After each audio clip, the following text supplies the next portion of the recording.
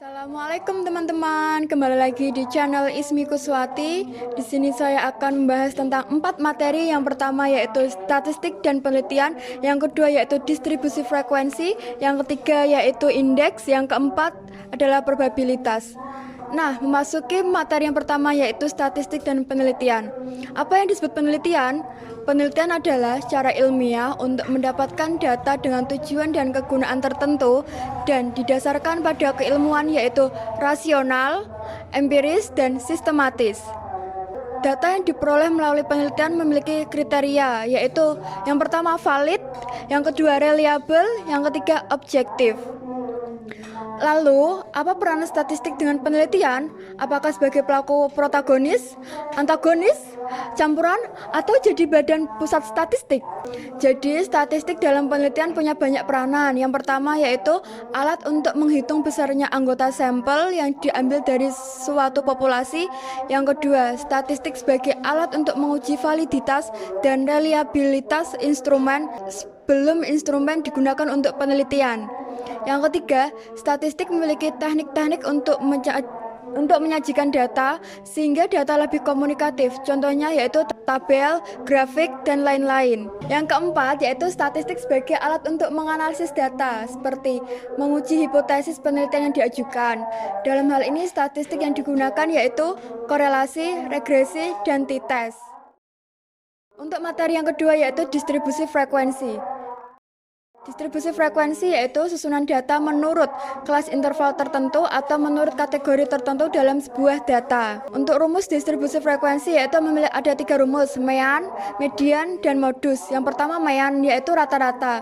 Rumus mean untuk data tunggal adalah seperti ini. Ini adalah rumus dari mean untuk data tunggal.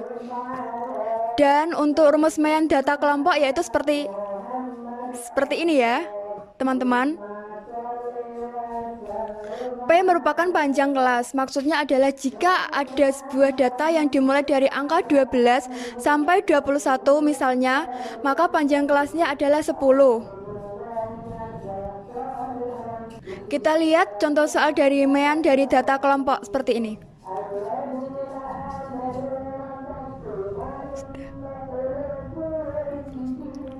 XS adalah X dari sementara.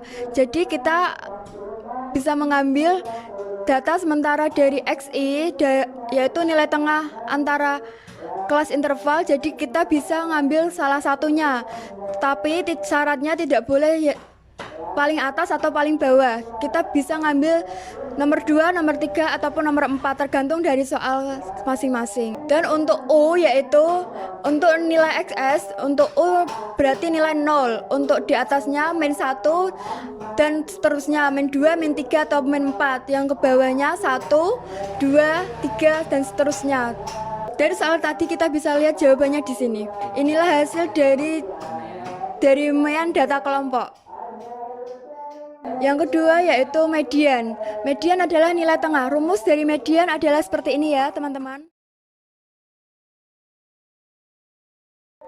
Yang ketiga yaitu modus. Mungkin dari kalian sudah mengetahui apa itu modus. Mungkin ada yang mau modusin saya. Jadi modus adalah nilai yang sering muncul. Jadi buat kalian yang sering muncul di chat WA, mungkin itu adalah yang untuk modusin ya. Rumus modus adalah seperti ini ya. Untuk materi ketiga yaitu indeks harga.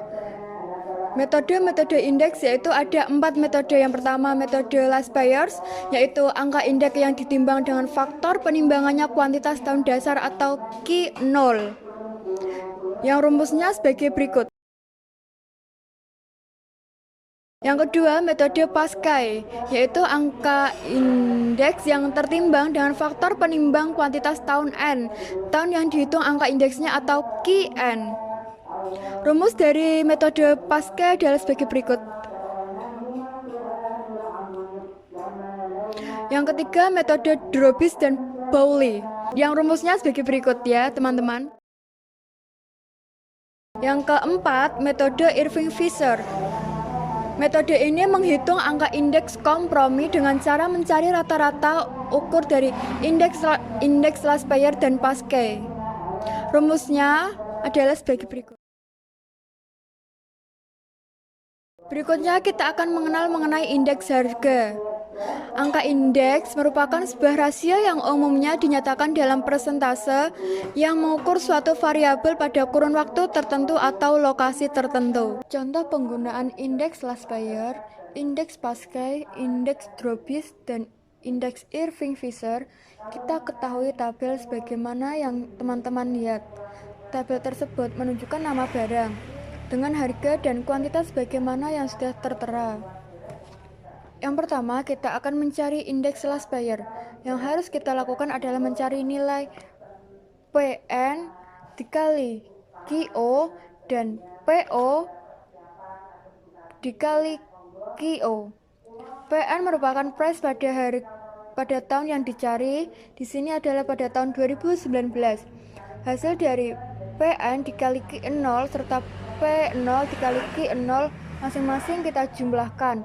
Setelah hasilnya ketemu, kita masukkan ke dalam rumus. Hasilnya kita ketahui terjadi kenaikan sebesar 10,95%. Setelah itu kita mencari indeks Pascal. Yang pertama kita cari PN dikali QN dan P0 dikali QN. Kemudian kita jumlahkan dan masukkan ke dalam rumus seperti tadi. Hasilnya terjadi kenaikan sebesar 11,20%.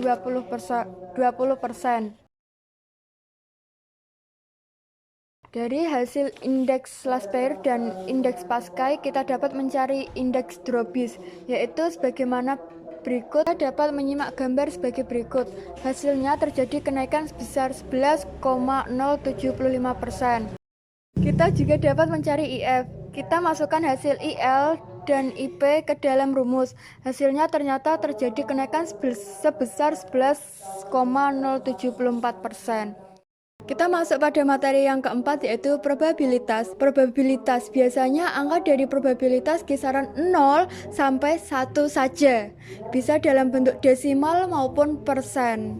Contohnya, diketahui Pemkab Jepara melakukan survei pengunjung Pantai Bandengan dan Pantai Kartini. Dari survei tersebut terpilih 500 orang dengan rincian 250 pengunjung Pantai Bandengan dan 300 pengunjung Pantai Kartini saja, dan 100 pengunjung mengunjungi kedua pantai tersebut. Hitunglah probabilitas wisatawan yang berkunjung ke Pantai Bandengan dan Pantai Kartini. Maka yang pertama kita ketahui adalah rumus. Rumus dari probabilitas yaitu seperti ini. Kelihatan kan? Kelihatan. Kita ambil NS yaitu 500 dari total survei yang diambil oleh pemerintah Kabupaten Jepara. Kita ambil NA-nya yaitu Pantai Bandengan, dan NB-nya yaitu Pantai Kartini saja ya. Maka dapat kita maksudkan nilai-nilai tadi pada rumus tersebut. Jadi seperti ini.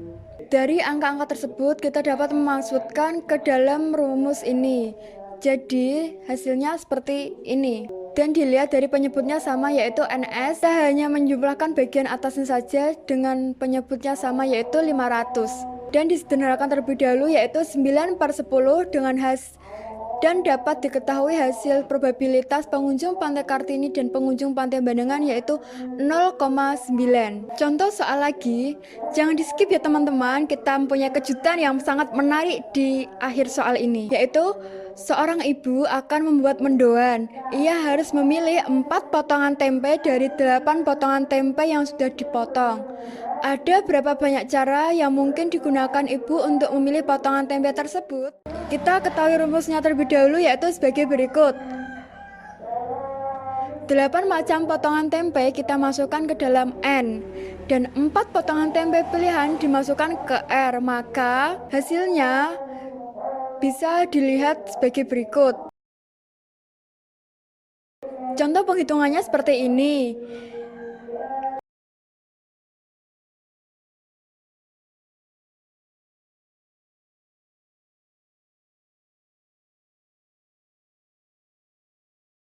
Dan kita bisa mengetahui hasil dari contoh soal tadi, yaitu jadi banyak cara yang dapat dilakukan ibu untuk memilih potongan tempe adalah 70 cara.